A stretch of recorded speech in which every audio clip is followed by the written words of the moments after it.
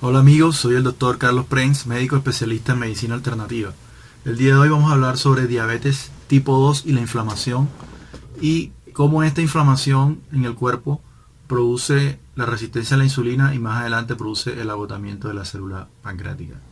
Bueno, vamos a analizar un estudio de investigación donde unos investigadores del Departamento de Biología Celular y Programas de Farmacología y Ciencias de la Nutrición de Canadá investigaron y llegaron a la conclusión de que la inflamación es la causante de la resistencia a la insulina y el posterior agotamiento del páncreas.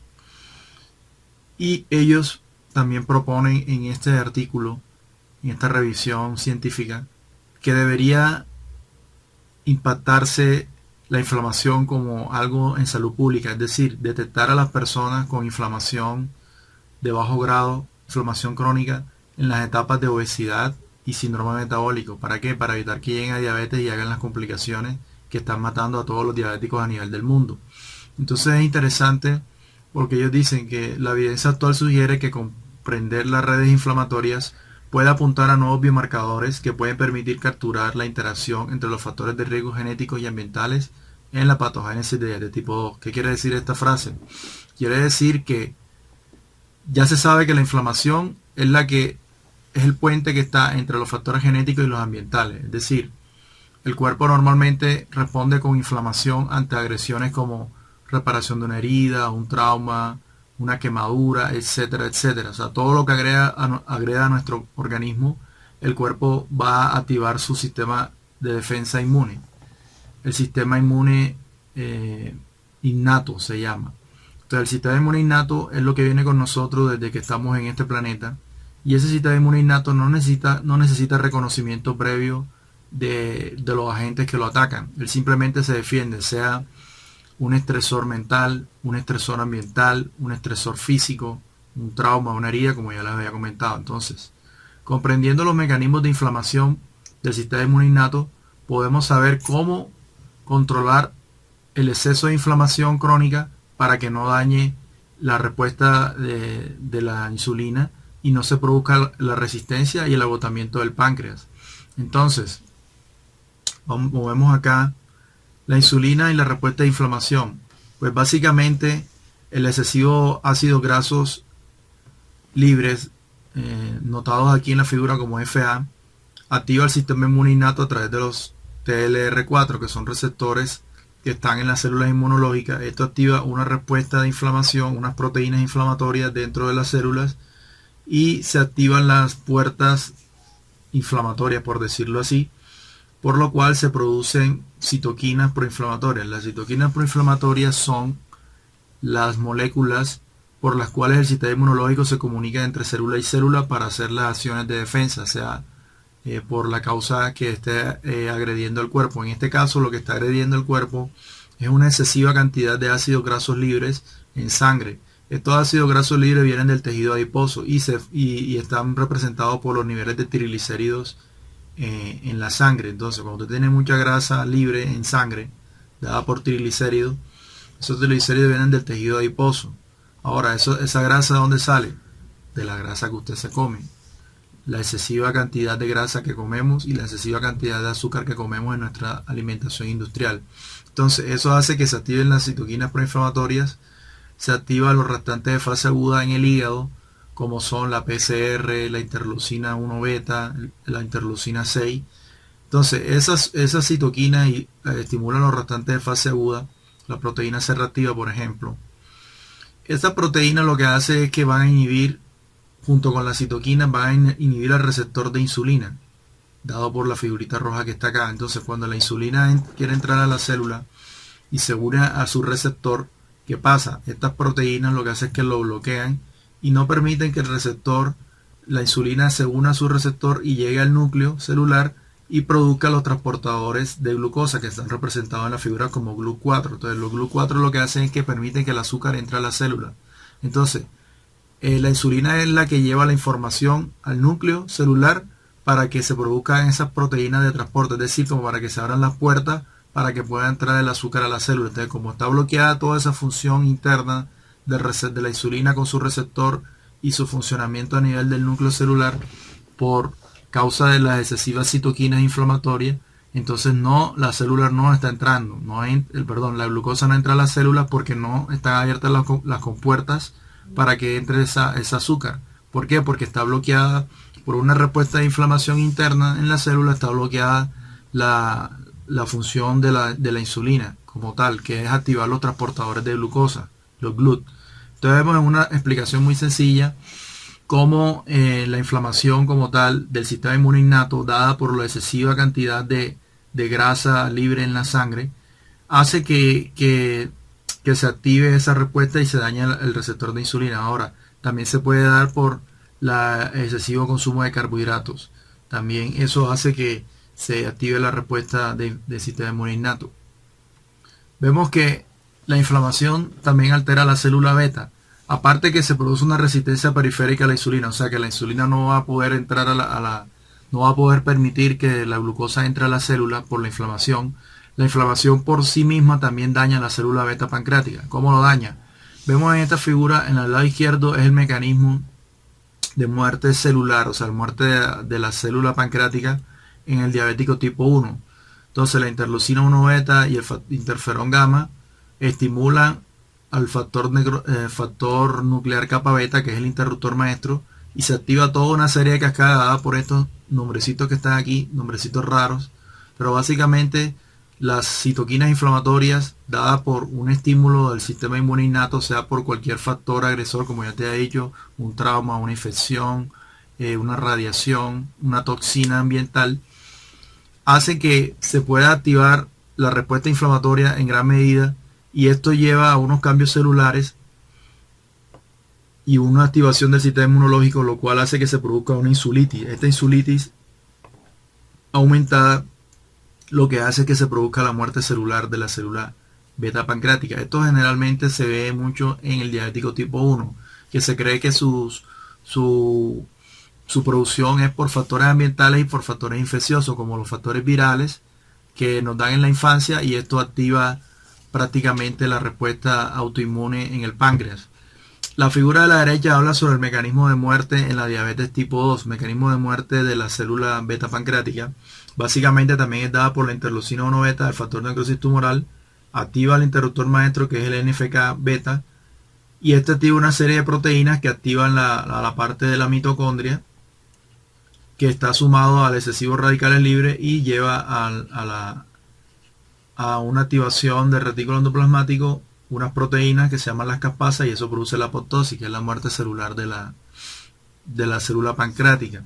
Esta respuesta es un poco más pausada, más lenta, no tan agresiva como el del tipo 1. Entonces vemos que en los dos está mediado el sistema inmunológico, tanto en el tipo 1, diabético tipo 1, como el diabético tipo 2. La diferencia es que el grado es más fuerte en el tipo 1 y en el tipo 2 se va haciendo más paulatina, más progresivamente. Poco a poco esa inflamación crónica va dañando la respuesta inmunológica y la respuesta metabólica de la insulina en la célula, y va haciendo que la célula, por mecanismos inflamatorios internos a nivel de la mitocondria, vaya produciendo la muerte celular de la célula beta pancreática. Bueno, marcadores de progresión en diabetes. Vemos que ya hablamos que la relación que existe entre la inflamación y la aparición de diabetes, pero es interesante cómo en esta gráfica podemos ver desde el proceso de sobrepeso, obesidad, síndrome metabólico y ya el diagnóstico de diabetes tipo 2. Vemos que una persona con sobrepeso es donde debemos hacer más prevención, y lastimosamente nuestros niños están en sobrepeso, todos los adolescentes están en sobrepeso, y por tanto se está dando la diabetes tipo 2 a edades más tempranas. Vemos que en el sobrepeso todo el tejido adiposo está activado, el factor de necrosis tumoral, los ácidos grasos libres, la resistina, adiponectina, son proteínas o hormonas que se producen en el tejido adiposo. Esto estimula la inflamación, que a su vez va produciendo que el hígado active los reactantes de fase aguda, como la proteína C reactiva, el fibrinógeno, la interleucina 6, la lactoglobina y la interleucina 1 beta. Esto perpetúa la cascada inflamatoria que lleva a resistencia a la insulina y obesidad. Por eso es que la obesidad está relacionada con resistencia a la insulina. Luego esta obesidad va llevando a mayor resistencia a la insulina y ya se produce el síndrome metabólico. En el síndrome metabólico ya hay alteración de los triglicéridos, hay hipertensión, el LDL está elevado, el HDL está bajo y hay alteración de la tolerancia a la glucosa. O sea, la glucosa empieza a subir a niveles ya no normales, pero no está en rango diabético. Pero ya aquí en este impacto vemos que cuando hay resistencia a la insulina, en este punto de corte ya empieza a aparecer la enfermedad cardiovascular dada por hipertensión, enfermedad coronaria, enfermedad renal y enfermedad cerebrovascular. Entonces, cuando pasan los años se llega al diagnóstico ya de diabetes tipo 2, que es cuando ya francamente está dado la enfermedad cardiovascular. Entonces, si vemos como lo que los investigadores acá dicen, que si podemos medir todas estas hormonas que están en la sangre y se pueden medir, sino que los exámenes son demasiado costosos para medirlos de forma rutinaria, pero una persona en sobrepeso le medimos todos sus restantes de inflamación, sus citoquinas, perdón, y le medimos todos sus restantes de fase aguda, podemos decirle, mire, usted está en un alto riesgo de ser diabético, debe cambiar rápidamente sus hábitos de alimentación y realizar actividad física, y con esto ya puede prevenir una diabetes en 5 o 10 años, pero eso no se está haciendo, no se están midiendo si son solamente los factores tradicionales y no se están midiendo las citoquinas inflamatorias. Ya para concluir, podemos decir que los nutrientes impactan la inflamación. Al igual que se trata la diabetes con medicamentos farmacológicos, la diabetes también se puede tratar con suplementos naturales, ya que todo el estrés oxidativo producido de la combustión de los alimentos dado por altos carbohidratos, alta proteína como en carnes rojas y altas grasas saturadas, todo esto produce estrés oxidativo.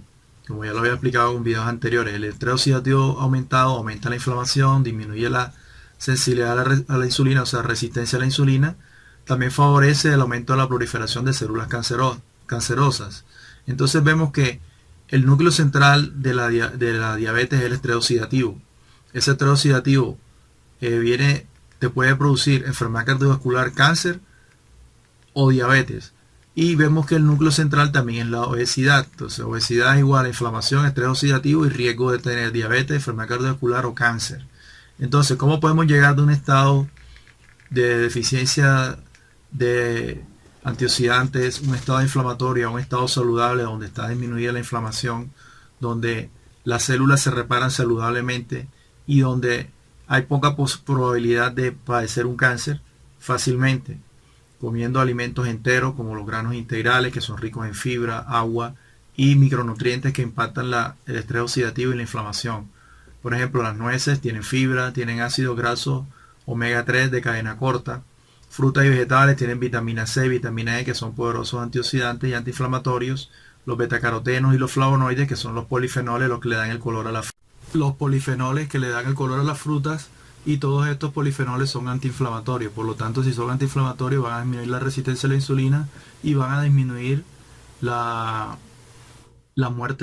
aumento de muerte celular de la célula beta pancreática. Por lo tanto, mejoran el funcionamiento del páncreas.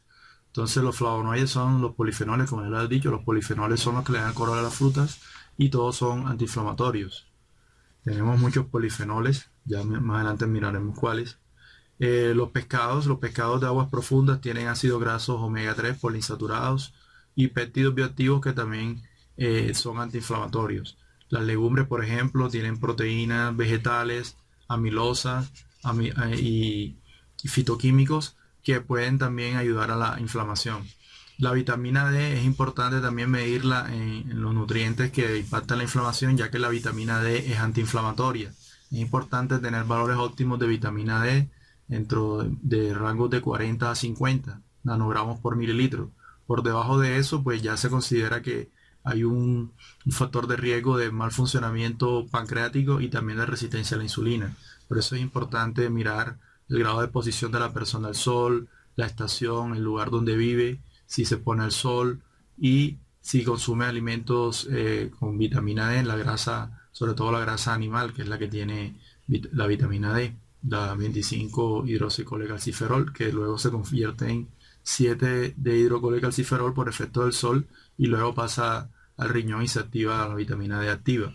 Los polifenoles, pues muchas plantas tienen, las frutas también, por ejemplo el té verde, la semilla de uva, el resveratrol, muchos polifenoles que hay.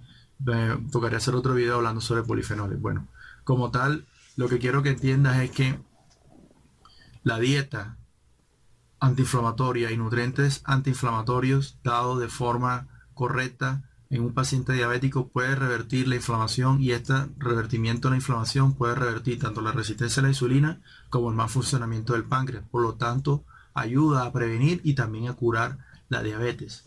Espero este video te haya servido de ayuda. Comparte la información, suscríbete a mi canal. Si tienes alguna duda, en la descripción del video está mi teléfono, mi contacto de correo electrónico. Escríbeme y podemos hacer consulta presencial en Bogotá o videoconsulta si te encuentras fuera de Bogotá o fuera del país. Soy el Dr. Carlos Pren. Espero este video te haya gustado.